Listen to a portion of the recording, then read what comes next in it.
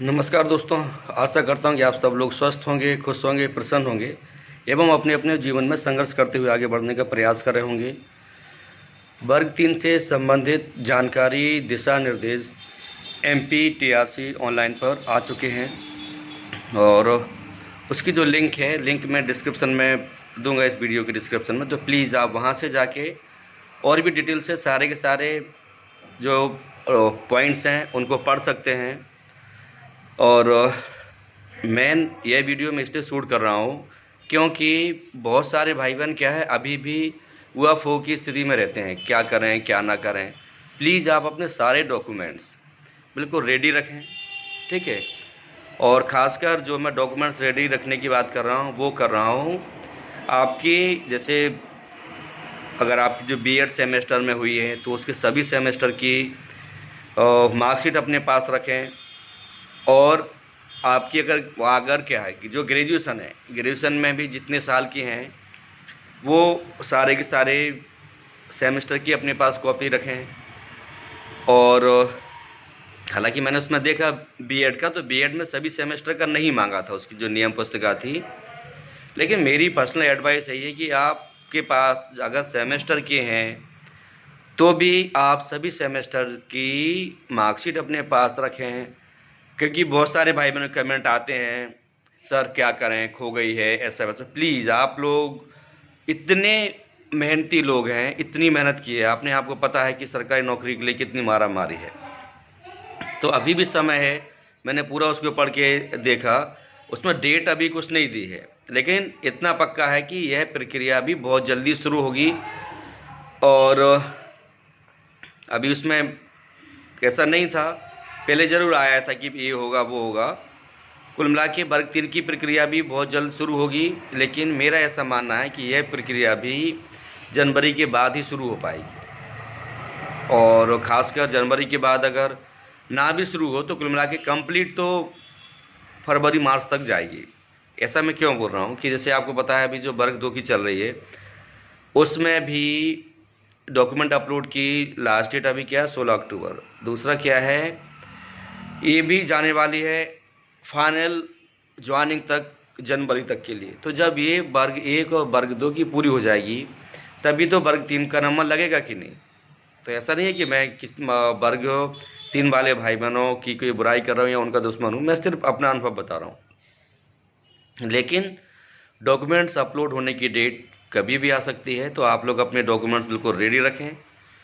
और डॉक्यूमेंट्स में क्या क्या है, 10th की मार्कशीट, 12th की मार्कशीट, और आपकी जो ग्रेजुएशन की मार्कशीट है सभी सत्र की, सभी सेमेस्टर की। फिर आपका जो D.Ed B.Ed है उसके अगर सेमेस्टर हैं उसके तो सारे सेमेस्टर की। अगर आप रिजर्व्ड कैटेगरी में आते हैं तो आपका जो प्रमाण पत्र है, जाति प्रमाण पत्र है, वह भी, आप मध्य प्रदेश के मूल निवासी हैं तो वह भी हो सके तो सारे के सारे डिजिटल बनवा लीजिए। फिर इसमें जो सबसे बड़ी बात जो अभी तक मुझे दिखी वो ये है कि B.Ed वालों को इस भर्ती में शामिल किया जा रहा है। अब बहुत सारे लोग जो B.Ed वालों से एक तरह से बोलते हैं कि B.Ed वाले नहीं होंगे और B.Ed वालों की खिंचाई करना चाहते होंगे या बुराई करना चाहेंगे, वो बोलेंगे देखो उसमें लिखा है विचार किया जाएगा। अरे भाई विचार किया जाएगा, लेकिन ये भी तो नहीं लिखा है कि D.Ed वालों को प्राथमिकता दी जाएगी और B.Ed वालों को लिया ही नहीं जाएगा, ठीक है।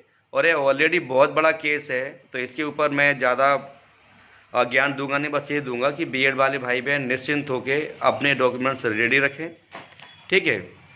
और फिर जो अतिथि भाई बहन भी अपना जो अतिथि अनुभव प्रमाण पत्र है वो भी रेडी रखें। और दिव्यांग भाई बहन भी अपना जो प्रमाण पत्र है वो भी, और डिजिटल में ही सारे मांग रहे हैं, तो आप डिजिटल अगर नहीं भी है तो करवा लें प्लीज़। और अभी के लिए सिर्फ इतना ही।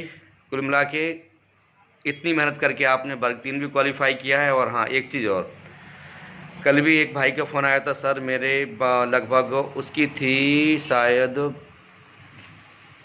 एग्जैक्ट भूल रहा हूँ, 35,000 की समथिंग रैंक थी।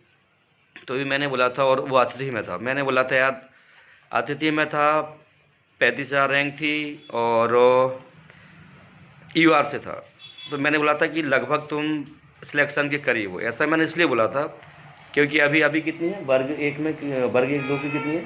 4000। 4000 वर्ग दो की है, और वर्ग एक की, वर्ग एक की 4000, वर्ग दो की तो कहानी आपको। वर्ग एक की 4000 है, और क्या 2000 पहले थी, 2000 और बढ़ गई। तो वर्ग एक की 4000, और जो वर्ग दो है, वर्ग दो में आपको पता है कि 5000 है DPI की और 1539 इसकी, तो 6500 ही हो गए। तो लगभग जो 10,500 हैं ये आउट हो जाएंगे।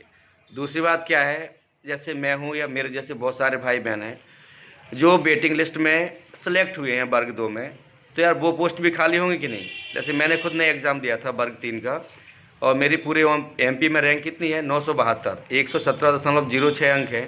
तो आप मुझे बताओ मैं क्यों जाऊं? और मेरे जैसे लोगों को फॉर्म भरना भी नहीं चाहिए जो वर्ग एक और वर्ग दो में जॉब कर रहे हैं, भले ही उन्होंने एग्ज़ाम दिया था, अच्छी रैंक आई हो, क्योंकि उससे क्या एक सीट ज़रूरतमंद भाई बहन की कम हो जाती है। और मुझे बताओ वर्ग दो में पद भी बड़ा है, पेमेंट भी बड़ा है, हो सकता है आप घर से दूर हों, ये बात अलग है।